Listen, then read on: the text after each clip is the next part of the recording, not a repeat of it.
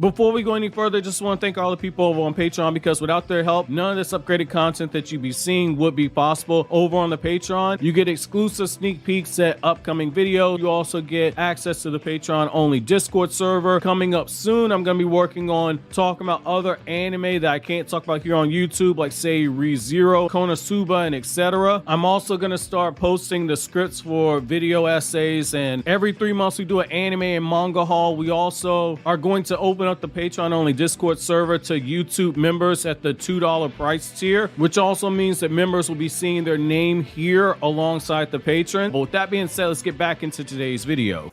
Yo, what's going on everybody? It's your boy Naruto Explain here, bringing you guys another review for Sasuke Retsuden Chapter 4, which is now out on Manga Plus website and will be out on Viz Media's website and the Shonen Jump app tomorrow. As a reminder, if you want Boruto Bi-Weekly, read the chapter on Manga Plus and comment Boruto Bi-Weekly, since Shueisha does monitor the comments and does take data off of Manga Plus. With that out of the way, let's jump right into the review. First, I gotta say it was a joy to see 2 of my favorite scenes from the novel being put in manga format. The card game being played and Sakura's new jutsu that she developed that takes chakra control to a higher level than what we've seen her do before, and is extremely impressive when you break down what it is that she actually did. But most importantly, the chapter itself has pushed the plot forward in terms of their search for the elusive polar particles, which gets translated as the ultra particles in English, which can be used to save Naruto from the chakra illness that Hagoromo once had, which currently affects Naruto due to having the chakra of all 9 Biju inside of his body for an extended period of time. The chapter opens up with Sasuke continuing to brief Sakura on who his cellmate is, what the duties are, and give him more of the background info that is needed to carry out their plan. Penzilla is currently gambling, and Sasuke makes it a point to head over to Penzilla after he's riding on a gambling high, having just won a pack of cigarettes from one of the people that he's gambling with, and Sasuke makes it a point to throw a little bit of backward shade towards his cellmate, telling him that he was shocked to learn that he was in the library and cares about something other than gambling. Now, Penzilla takes a moment to look totally offended, but then humorously turns around and reveals that he can't actually read and he likes looking at the pictures. However, we also learn something that I told you guys back in chapter 1, which is that dinosaurs and creatures like them have always existed in the Naruto world. They were just extinct. Hence why we saw skeletons at one point in Naruto's manga of dinosaurs and Sasuke playing with the toy dinosaur. The manga chapter just doubles down on what we already know, but a lot of people overlook. However, we then shift over to Sasuke getting Penzilla to give him the catalog of all the books in the prison library, and quickly spots the book that he needs, but learns that the book is currently in the restricted section of the library where prisoners aren't allowed, and if they do go down there, then they'll be ultimately hanged. However, it's then that Sakura shows up and we see Sakura throwing on the charm, stating that she really wanted to get her hands on that book in particular, and tries to convince him to hand her the key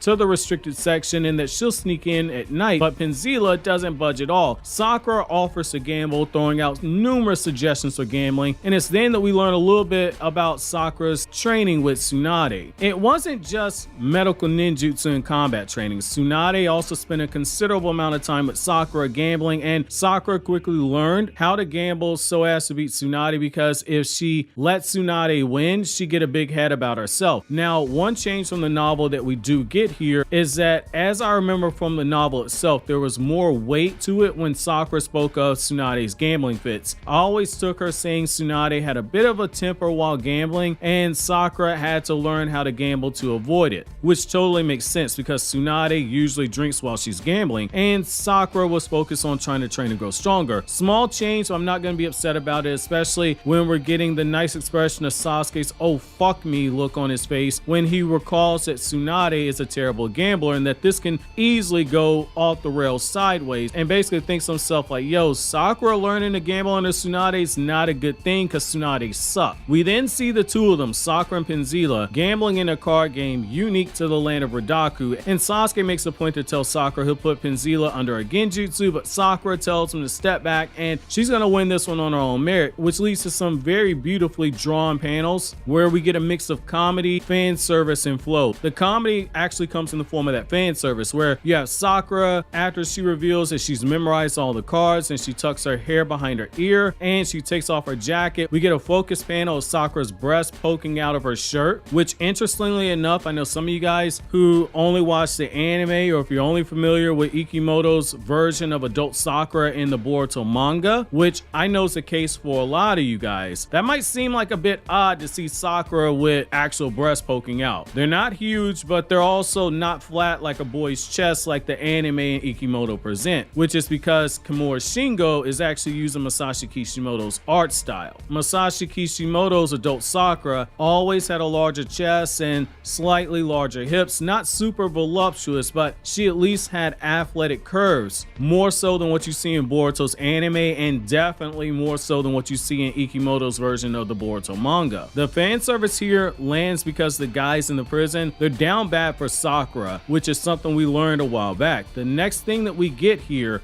is a great set of panels where we see the smaller panels to the right with the cards being thrown as they're dealt. Then we get the close-up of Sakura's face, and then we get the bottom panel of her hands putting the cards together, and then we get the repeat of this with Penzilla. It's a great use of anticipation paneling here, showing a lot going on while also slowing things down and living in the moment to actually further set things up, but at the same time you're only looking at a short sequence in real life. But this is one of the things that manga can do uniquely that anime can't do for you. After Sakura plays Penzilla to a draw, they go at it a few more times before Penzilla finally gives up and hands over the key to Sakura. When Sakura and Sasuke sneak into the library later that night, we get a moment that a lot of JUTSU-Sasuke fans were eagerly waiting on, which is that Sakura gets a wedding ring from Sasuke that is made out of earth release. But I'll admit, this isn't the ring scene that I'm waiting on. The scene that I'm waiting for comes after a huge fight in the story and has a huge narrative impact. Just consider this wedding ring right here foreshadowing. Now, the whole reason Sasuke makes the ring is Gigi's words about someone taking Sakura from him brings up a moment of insecurity for Sasuke, which goes back to something I do kind of wish the manga dived deeper into, which is Sasuke has monologues in the novel where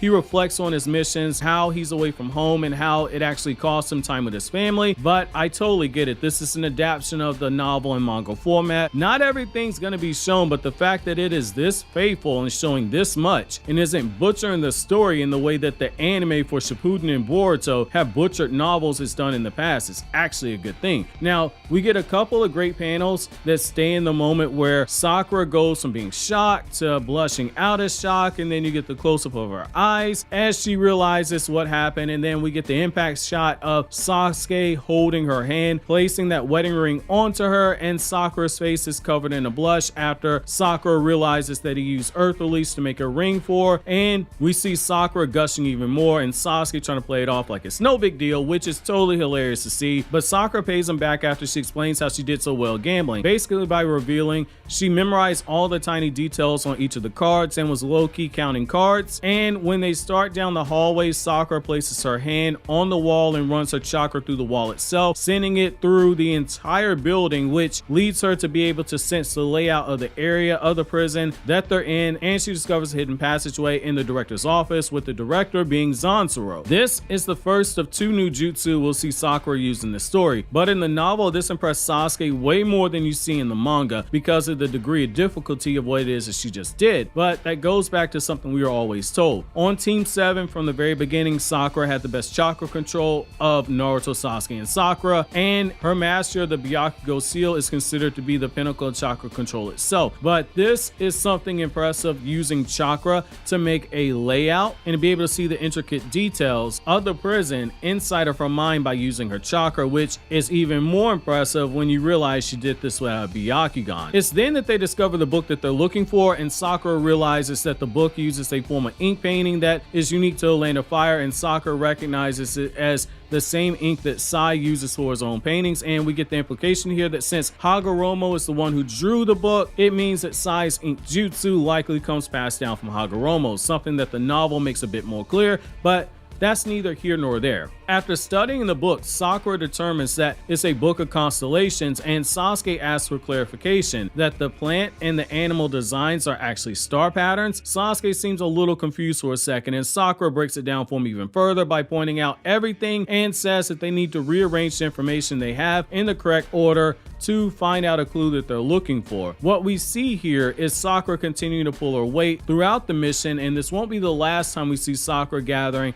a key piece of intel because she plays a key role in wrapping up this mission. Without Sakura, Sasuke does not complete this mission, so the useless Sakura memes, they don't actually apply here. However, as Sasuke looks over the paintings, there's something that Sasuke overlooks that's right in his face about the paintings that I won't spoil here, but it's more than just seeing the Konoha symbol left on a note left behind on one of the pages by some unknown person who gets revealed later on. Now, the chapter ends off with Sasuke getting a note from Sakura to meet him in the library tomorrow because Sakura appears to have cracked the code. Personally, I love this part of the story. The whole seeing through deception, the action hidden behind the action, the intel gathering. This is what I love about Naruto the most. It feels like a higher level mission. It's more than just banging heads together. Stuff like this is what Ibiki and Anko were trying to press onto Naruto's generation in the Chunin exams and what they're preparing them for. Not everything can be gained by force. Some missions require intel gathering like we saw, deceiving others like we saw Sasuke and Sakura do in past chapters, and looking at how all the tiniest things fit together without drawing attention to yourself. Combat should always be the last option. This chapter, it doesn't have the action of the last few, but it flowed together very well. My question for you guys is, how impressed were you with Sakura in this chapter, and what you think about the information uncovered? Or were you one of the shippers who were just so focused on the wedding ring scene? While you think that over, click here to watch my Black Clover chapter review on Kryptonian Saiyan, or click here to watch this Naruto Explain video.